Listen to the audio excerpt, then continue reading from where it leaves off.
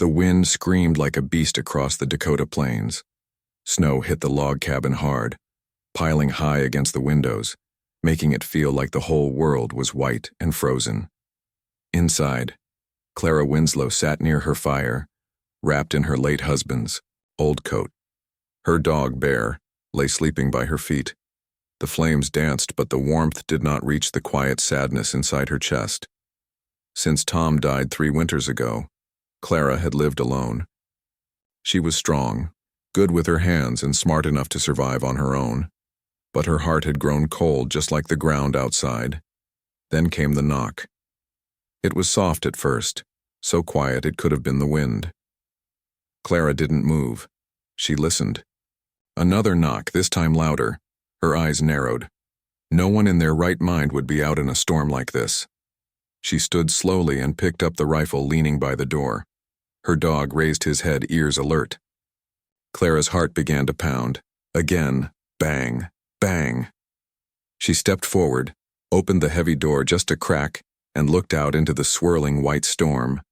There, barely standing, was a tall man.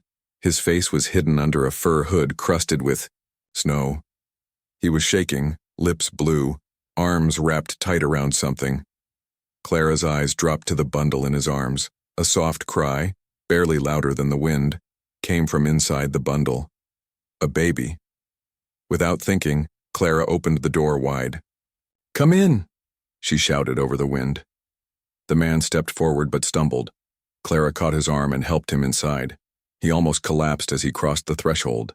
His boots left melting snow across her wooden floor. She shut the door quickly and locked it. The storm raged outside, but inside a different storm had just begun. The man said nothing. He knelt by the fire, still holding the baby tightly. Clara knelt beside him. Her voice was calm but sharp. "The baby's sick?" He nodded slowly, his face pale with cold. "Hot," he whispered, pointing to the child. Clara reached out. The baby's forehead was burning. Her tiny face was red, her lips dry, and her little cries were faint. "Bring her here," Clara said, taking off her shawl. She gently took the baby from the man's arms. At first he looked scared, unsure, but Clara spoke gently. "She needs warmth." He allowed it. He watched closely as Clara unwrapped the deer-hide bundle and wrapped the baby in dry cloth, pulling her close to her own chest. "Water," she said, moving fast. She placed a pot on the fire and brought down a bottle. She warmed some milk and gently fed the baby a few drops. The man stayed silent, but his dark eyes followed every move she made. Clara looked at him. His skin was weathered. His high cheekbones, long black hair, and beaded clothing told her what others in town would have guessed first. He was Lakota. But Clara didn't care. "Not tonight." "What's your name?" she asked softly. He hesitated, then tapped his chest. "Chaza," she nodded. "Clara." He pointed to the baby, voice dry and cracked. "Juan." Clara smiled gently. "Juan," she repeated. That single moment, a name shared, felt like the beginning of something new. Hours passed. The storm outside screamed louder, but inside the cabin it was quiet, only the sound of the fire, the baby's breathing, and Bear shifting by the door. Chaza didn't speak again. He was tired, his body twitching from cold and exhaustion. At one point, Clara gave him tea. He took it with shaking hands and muttered something in Lakota. She didn't understand the words, but the sadness in his voice was clear. He sat back, against the wall, and closed his eyes, drifting in and out of sleep. The baby, slowly warming in Clara's arms, stopped crying. Her fever began to drop. Clara looked down at the tiny child. Her chest rose and fell. A life so small, so close to death. Clara's throat tightened. She remembered holding her own sister's baby years ago, long before the world turned cold. Before the war, before Tom got sick, before loneliness became her only companion. She didn't know what brought this man to her door, but she knew pain. She knew loss. And she knew that this child, this sweet, burning, half-frozen child, needed someone.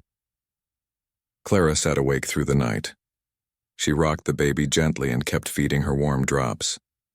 She watched the fire, and every now and then she looked at Chaza, his body still, his face calm in sleep. He wasn't just a stranger now. He was something else. A father. A man with nowhere left to go. And she was something else too. She wasn't just a widow anymore. She was needed again. As the fire crackled and the snow piled high outside, Clara whispered to the baby, "You're safe now." And somewhere deep inside her chest, for the first time in years, something warm began to stir. She didn't know it yet. But the storm had brought her something far more powerful than danger. It had brought a reason to live again. A knock in the storm had changed everything, forever. Morning came slow, the storm's breath finally fading. A soft blue light spread across the plains. Snow lay deep outside Clara's cabin, smooth and untouched, like a blanket over the land. Inside, the fire still burned. The baby, Juan, now slept, peacefully in Clara's arms. Her forehead was cooler. Her tiny hands twitched in sleep, no longer stiff with fever. Chaza sat near the hearth, legs crossed, eyes fixed on the flames. He had not said much, but he had not left either. His face looked less tense now, still tired but calm. He watched the baby closely, his eyes soft when she made small sounds in her sleep. Clara rose slowly and laid Juan in a basket with dry blankets. Then she made breakfast. Bread, boiled eggs, and some beans from the pot. She placed a plate in front of Chaza and sat across from him. He looked at the food, then at her. "Thank you," he said in slow, broken English. "You're welcome," Clara replied. She didn't ask questions, not yet. They ate in silence. But it was not an uncomfortable silence. It was something else, something that felt almost safe. Later, that morning, Clara showed Chaza where the well was. She carried the bucket and he followed with quiet footsteps. She pointed to the handle and said, "Water." Chaza repeated the word slowly. When they returned to the cabin, Clara noticed something. Chaza moved with purpose. He wasn't just staying. He was helping. That afternoon, he stacked firewood near the back wall, careful and quiet. Clara watched him from the window, her fingers wrapped around a warm mug. He was fast but gentle, like a man used to hard work, but never rushed. Inside, the baby slept, and something about the rhythm of the day felt good. But peace never stays too long on the prairie. 2 days later, Clara was out feeding the hens when she heard hooves on the snow-packed road. She looked up to see Mr. Carver, her closest neighbor, riding up in his thick buffalo coat. His horse snorted steam into the cold air. "Morning, Clara," he called. "Morning," she answered, keeping her voice steady. "Storm didn't get you then?" "No worse for wear." Carver looked past her, toward the cabin. "Thought I saw someone out near your place during the blizzard," he said, squinting. "Figured it was wolves." Clara didn't blink. "No one but the wind." Carver nodded, but slowly. "You be careful. Dangerous times. You hear about that family over by Red Creek, gone without a trace." Clara's stomach dropped. "I'll be careful," she said quickly. Carver tipped his hat and rode off, but her hands were shaking. She hurried back inside, bolting the door behind her. Chaza looked up. He could see something had changed. "Trouble?" he asked softly. Clara hesitated, then nodded. "Just questions I don't want to answer." For the first time, he understood her words clearly. He nodded. That evening, Clara tried something different. She brought out an old, soft book filled with pictures and simple English words. She pointed at things in the room, table, spoon, blanket, and said each word slowly. Chaza repeated them. He was eager to learn, and when he spoke, Clara heard the strength in his voice, even if his English was slow. He was not stupid. He was just alone like her. After a while, Chaza picked up the baby and said, "Daughter, Then he pointed to himself. Father, Clara, smiled. She's lucky to have you. He looked at the fire, then said quietly, her mother, White, died. After baby born, Clara's heart clenched. She hadn't expected that. I'm sorry, she said softly. Chaza nodded. Her family blame me. Say baby cursed. My people. Turn away too. Say I break old ways. The room was still. Clara understood more than she wanted to admit. She had seen that same hate. Different words, same poison. You didn't do wrong, she said. You loved someone. Chaza's face changed just a little. His eyes shimmered, just for a second. Outside, the wind whispered, again, but it wasn't as cold this time. Over the next few days, the cabin changed, not just the air, but the feeling. Chaza repaired the fence behind the house without being asked. He brought in extra firewood. When Clara was too tired, he fed the baby carefully, always whispering soft words in Lakota. Clara found herself humming. As she stirred the soup, she hadn't sung since Tom died. But now, with a baby in the cradle and a man quietly fixing the broken steps, she felt like a song belonged again. Still, not everything was easy. At the trading post in town, things had changed. Women she once shared recipes with now looked away. Mr. Granger, the storekeeper, no longer smiled when she walked in. There were whispers behind her back. That night, Clara stood outside the cabin for a long time, watching the stars. Inside, Chaza held the baby and rocked her gently. She turned to go back in, but paused. A thought had come to her, and it shook her heart. What would she do when the town demanded answers? Would she lie again? Or would she stand beside this man and his child? The knock that brought them here had opened more than a door. It had opened a choice. Clara knew one thing for sure. She didn't feel alone anymore, and she wasn't ready to give that up, not for anyone. It was almost dusk when Clara heard the horses. She was kneading dough at the table, her hands coated in flour. Juan was lying on a soft blanket near the fire, babbling at the ceiling. Chaza was outside, chopping wood. The moment she heard those, hooves crunching over frozen earth, her hands froze in place. She wiped them on her apron and stepped out onto the porch, her rifle leaning against the wall. 3 riders approached slowly. The sun was low behind them, turning them into dark shadows against the golden sky. Clara recognized the first rider immediately, Mr. Carver. The other 2 men were from the town. One was tall with a scar on his cheek. The other had eyes that never stopped moving like a fox sniffing out trouble. The men dismounted near the gate but didn't come any closer. We came to talk, Carver said, voice tight. Clara stood still, heart thudding. Talk then. There's concern, the man with the scar said. Folks are saying you're hiding an Indian here. Clara didn't blink. His name is Chaza, and he's not hiding. Doesn't matter what he calls himself. The fox-eyed man muttered. He's still one of them. Clara tightened her grip on her apron. He's a father. That baby was dying when he came here. I took them in. That's not what people see, Carver said. You live alone. You're a widow. Now you've got a red-skinned man staying here with a child no one knows. People are getting nervous. Clara felt fire rise in her chest. He's done nothing but help me. Work. Care for his baby. He hasn't hurt anyone. Carver's jaw tightened. People don't need a reason to fear. Fear grows on its own. There's talk of taking it to the preacher, maybe even calling a vote, to force you to send him away or go with him. A sharp silence fell between them. Clara finally spoke, her voice calm but firm. Shame on you. The scarred man stepped forward. You think this is about shame? It's about safety. No, she said.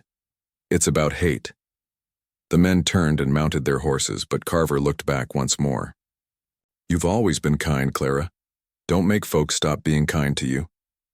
They rode off, leaving behind silence that felt heavy and cold. That night, Clara sat by the fire, Juan in her arms. Chaza paced behind her, his face tight. They want us gone, she whispered. Chaza stopped. We leave, he said. Clara shook her head. You have no place to go. I protect Juan. I not want trouble. Clara looked up at him. Her eyes were glassy, but her voice didn't shake. You and Juan are not trouble. You are the only real thing in this house since my husband died. Chaza said nothing. He simply sat beside her, closer than ever before. Not as a guest, not as a stranger, but as something more. The next morning brought sharp winds and whispers that traveled faster than snowflakes. At the trading post, Clara felt it more than ever. Women turned their backs. Men stopped talking when she entered. Mr. Granger rang up her goods without a word, his eyes cold. Back at the cabin, Chaza was building a new chicken coop. Juan sat nearby in a sling made from Clara's shawl, cooing as he worked. Clara stood, on the porch, her heart tight with fear. They were building a life. But the world outside was building something else. A wall of anger, and eyes that no longer looked with kindness. Later that week, Mrs. Breen, a neighbor Clara once considered a friend, arrived uninvited. She didn't even smile. Her eyes landed on Chaza, who was washing a wooden bowl by the water barrel. Her mouth curled in disgust. You can't keep a savage here, Clara, she said sharply. Folks are talking. You'll bring trouble on yourself. He's not a savage, Clara replied firmly. He's a father. And he's staying. Mrs. Breen narrowed her eyes. Don't be foolish, that's not your baby, this is not your fight. You think the town will protect you? I don't need their protection, Clara said. Mrs. Breen scoffed and left, her words hanging like smoke in the air. That night, Chaza sat by the fire with Juan. He didn't sing. He didn't smile. He simply said, I leave. No one want trouble for you. Clara's voice broke. You leave? And what? Walk into the snow again? Let her grow up unwanted. She has a home here. You have a home here. He looked at her then, deep and steady. You sure? Clara nodded slowly. I didn't think I'd ever feel alive again. Then you knocked, and I opened the door. I didn't just save her life. She saved mine. Chaza looked down at Juan, who now slept peacefully in his arms. He said nothing, but the weight in his shoulders seemed to lift. That night, Clara baked sweet cornbread. Chaza carved a small rattle from pine and gave it to her without words. She placed it beside Juan's cradle, tears in her eyes. Outside, the wind picked up again, but inside they were not alone anymore. They were becoming something stronger than fear. They were becoming a family. But Clara knew in her heart, fear would return, and next time it might not knock, it might break the door. The first sign was smoke, thin, dark, and curling over the trees. Clara saw it rising in the distance near the edge of her land. She stood on the porch, heart pounding. Chaza came out behind her, holding Juan in his arms. He saw it too. The fire was not from her chimney. It was not from any cooking stove. It was wrong. Too close, Chaza whispered. His eyes were calm, but his body was tense. That night, Clara could not sleep. She sat by the cradle, watching Juan breathe softly. The baby's hand reached out and curled around Clara's finger. The fire outside was gone now, but fear had taken its place. She heard noises in the wind, footsteps that weren't there, whispers that echoed from town. The townsfolk had not forgotten. Their patience was running out. Then came the crash. It was after midnight. A rock shattered the window. Clara screamed and grabbed her rifle. Bear barked wildly as Chaza rushed to the cradle. Another rock hit the door. Clara looked out into the dark. Figures moved beyond the fence, men with torches, shadows with hatred in their hearts. Get him out here, someone shouted. Send the Indian out or we'll come in. Chaza stood still, his body between the door and Juan. We have to leave, he said. No, Clara said firmly. We stand. But they can't take what they don't understand, she said. This is our home now. We stay. A voice outside shouted again. You've been warned, Clara. You were told this is your last chance. Chaza held Juan tight. The baby started to cry. Clara opened the door. She stepped out onto the porch, the rifle in her hands, the firelight from the torches flickering across her face. The men stood in the snow, 6 of them. Carver was there, and 2 others she recognized. From church.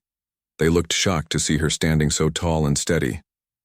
"I will not hand over a man who's done nothing wrong," Clara said loudly. "He saved his baby. He worked this land. He helped me survive this winter. If you call that a threat, you're blind." "You don't understand, Clara," Carver said. "This isn't about you, it's about the town, the fear." "No," Clara shouted. "It's always about fear, and it's never been right. You're alone out here." "No," she said. "I'm not." Chaza stepped outside, the baby in his arms. The men stared.